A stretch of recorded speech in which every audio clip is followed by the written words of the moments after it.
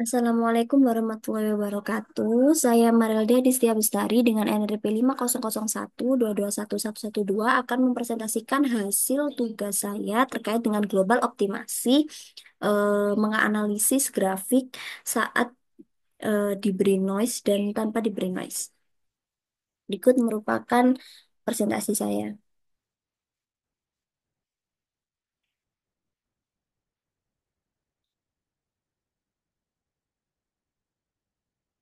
Baik, untuk yang pertama, pertanyaan pertama, jelaskan keuntungan dan kelebihan dari optimasi global dibandingkan dengan optimasi lokal. Yang pertama, optimasi global sendiri itu merupakan pendekatan pencarian solusi terbaik yang bertujuan untuk menemukan nilai minimum atau maksimum dari suatu fungsi secara menyeluruh di seluruh ruang parameter.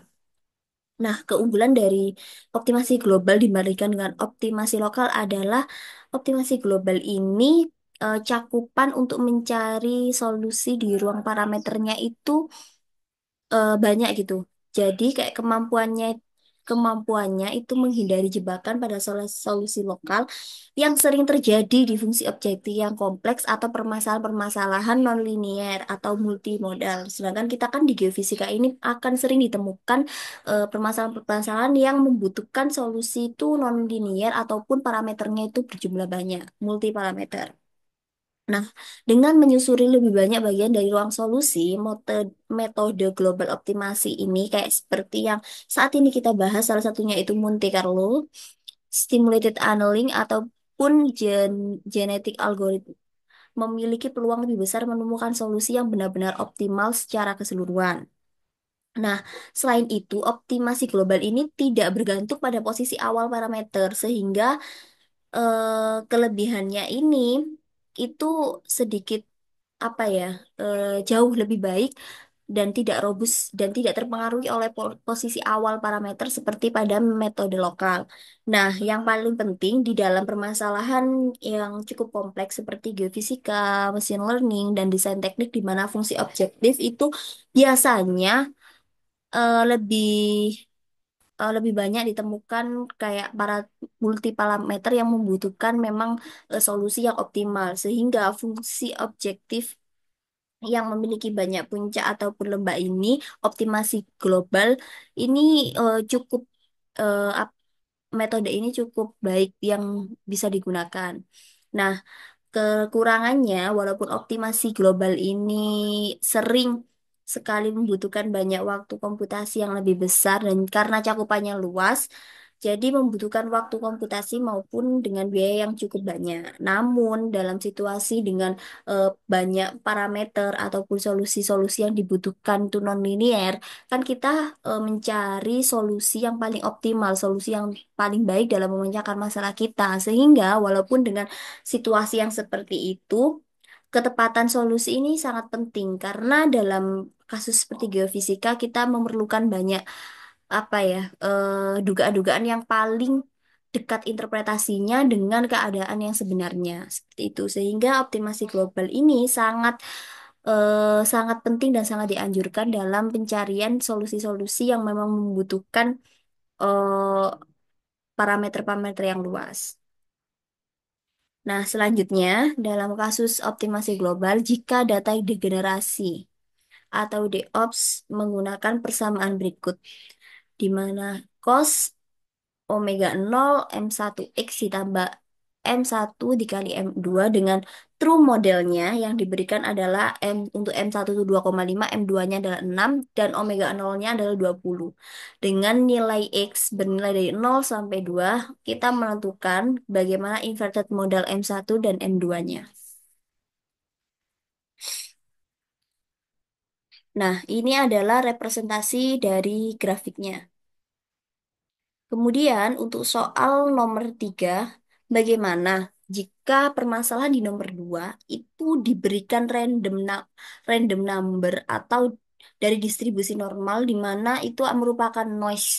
Noise dengan besar eh, dari distribusi normalnya itu 0,3. Kita disuruh membandingkan dan bagaimana hasil dari optimasi global ini untuk menemukan estimate model M1 dan M2. Baik, sekarang kita akan mencoba untuk menggunakan source code dengan MATLAB untuk membandingkan keduanya.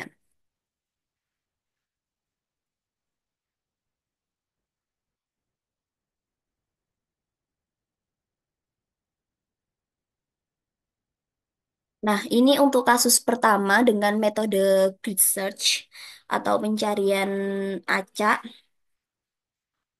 Nah, seperti yang sudah ada dalam soal bahwa X itu dari 0 sampai 2, kemudian true model parametersnya itu 2,5 dan 6, frekuensinya atau omega nolnya itu 20, kemudian datanya eh, D true-nya atau D ops-nya itu persamaannya menggunakan cos omega 0 dikali MT1 dikali X ditambah MT1 kali MT2.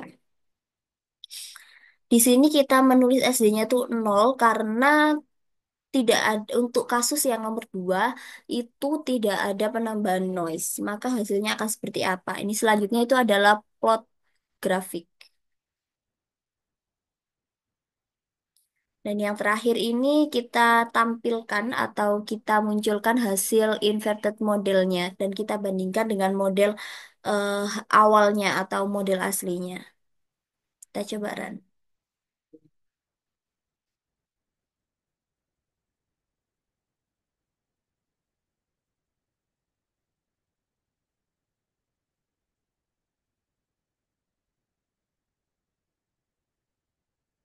Nah, ini data sintetik dan solusi estimasi ini hampir semuanya ini sesuai atau sama karena di sini kan kita tidak memberikan noise sehingga bisa dikatakan tidak ada error. Kemudian kita cari bahwa hasil inversi modelnya itu sama dengan model awal atau model aslinya di mana M1 itu 2,5 dan M2-nya itu 6. Ini untuk metode research. Kemudian untuk Monte Carlo kita masukkan juga truth modelnya, frekuensi atau omega nolnya, SD-nya 0 karena untuk kasus nomor 2 itu tanpa noise. Dan kita masukkan di ops-nya atau di true-nya, persamaan yang diberikan, kemudian kita tampilkan hasilnya. Dan terakhir kita hasil inversinya kita munculkan untuk membandingkan dengan eh, true model M1-nya.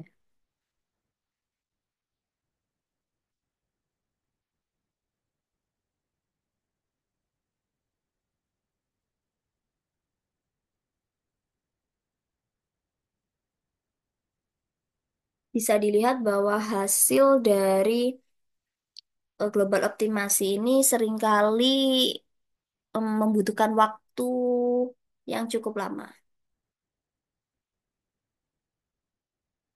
Nah, ini ada 3 grafik yang dimunculkan,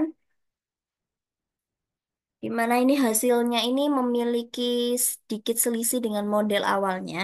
Namun, kemiripannya ini sangat dekat karena kan kita tahu kita bahas sebelumnya apa perbedaan Monte Carlo dengan grid search. Kalau grid search ini emang lebih baik digunakan saat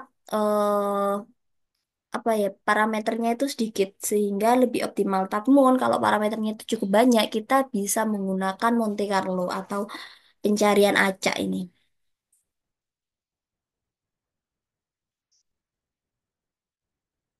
Nah, hasilnya 2,48 di mana ini sangat dekat dengan model aslinya yaitu yang 2,5 dan untuk M2-nya itu sudah tepat walaupun ini 6,0 sekian karena selisihnya cuma 0,0 sekian. Nah, kemudian untuk pertanyaan nomor 3, bagaimana jika kedua metode ini diberikan noise sebesar 0,3? Untuk kasus yang untuk metode pertama itu kan grid search. Nah, di grid search ini ketika ditambahkan noise 0,3, SD-nya tambahkan 0,3, maka hasilnya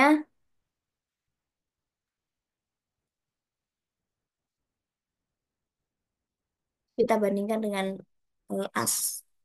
aslinya.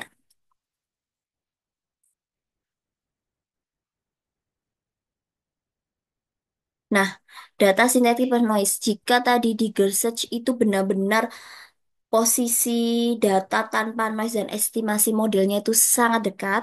Nah, jika dikasihkan noise, maka akan ada sedikit perbedaan hasil estimasi model dengan data dengan diberikan noise tadi. Namun untuk estimasi modelnya ini benar-benar sama ataupun errornya itu hanya 0,2 sekian. Nah, ini membuktikan kalau dengan parameter yang sedikit dan permasalahan yang cukup sederhana, grid search ini sangat optimal dalam pencarian solusi. Untuk metode yang kedua yaitu Monte Carlo,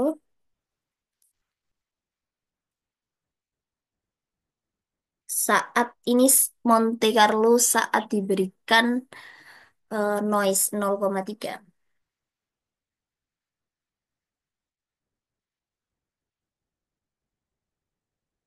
Nah, ini adalah pencarian dengan metode Monte Carlo. Untuk estimate-nya, kita bandingkan hasilnya itu cukup selisihnya cukup lumayan banyak ya dengan saat tidak diberikan noise. Mengapa?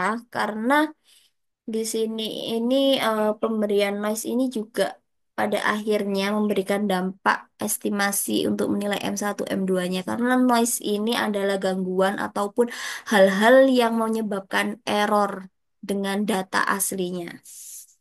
Kemudian kita bisa bahas mengapa hasilnya seperti ini.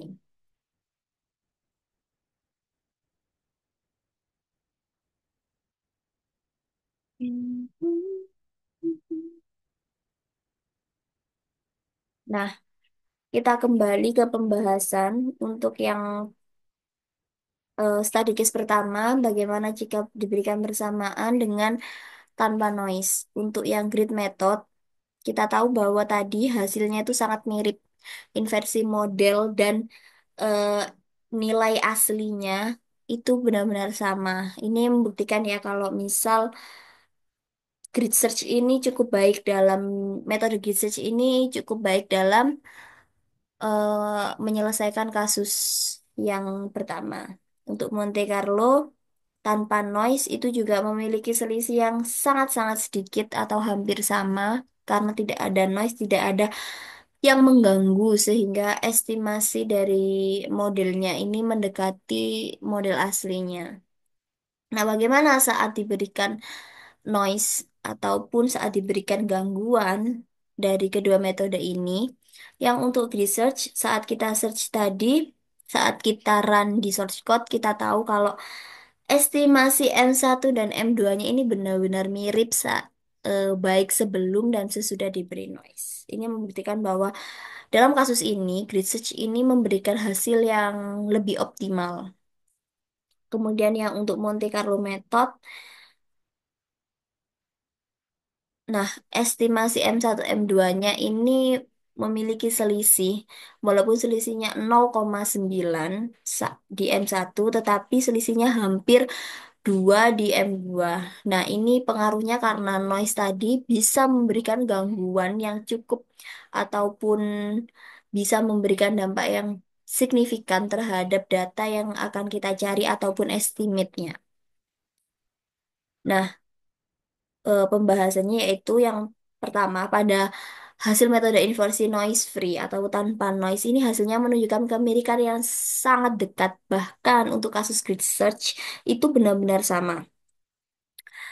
Namun sebenarnya noise ini juga bisa memberikan pengaruh yang signifikan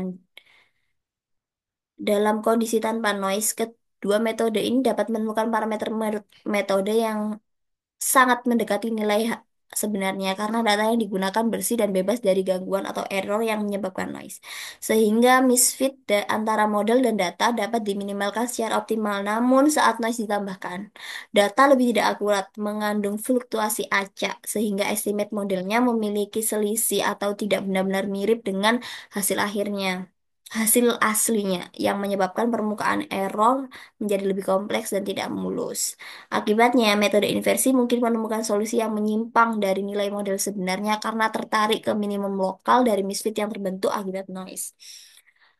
Pada metode grid search, noise dapat mengaburkan peta error dan menyulitkan pencarian minimum global. Sementara untuk metode Monte Carlo, meskipun memiliki kelebihan dalam eksplorasi global, tetap bisa terlibat dalam solusi suboptimal tergantung pada jumlah iterasi ataupun distribusi dari samplingnya. Secara umum, kehadiran noise ini dapat menurunkan akurasi estimasi dan meningkatkan ketidakpastian hasil inversi, sehingga penambahan regulasi atau pendekatan statistik perlu dilakukan apabila noise yang diberikan itu cukup besar. Karena noise dalam kasus kita ini hanya 0,3 dan itu tergantung noise yang cukup kecil sehingga kita mungkin tidak perlu melakukan statistik lanjutkan. Tapi dalam beberapa kasus yang memang perlu dilakukan agar kita bisa mengoreksi hasil yang kita dapatkan ini benar-benar optimal dan sesuai dengan apa yang kita cari atau enggak. Namun karena seperti yang saya katakan tadi, kasus ini standar deviasi noise-nya itu 0,3 dan tergolong kecil, sehingga figur-figur yang dihasilkan ini memiliki tidak banyak mm, fluktuasi, sehingga representasinya itu mirip ataupun tidak jauh berbeda. Sekian dari penjelasan saya. Apabila ada kurangnya, mohon maaf, dan terima kasih apabila sudah mendengarkan video saya, dan terima kasih atas arahan ataupun pelajaran yang diberikan di kelas oleh Bapak Saifuddin. Sekian, wassalamualaikum warahmatullahi wabarakatuh. Untuk penjelasan nomor 5 ada link RAR source code yang telah saya buat, dan untuk yang A ini adalah video dari yang penjelasan yang telah saya berikan. Sekian penjelasan dari saya. Wassalamualaikum warahmatullahi wabarakatuh.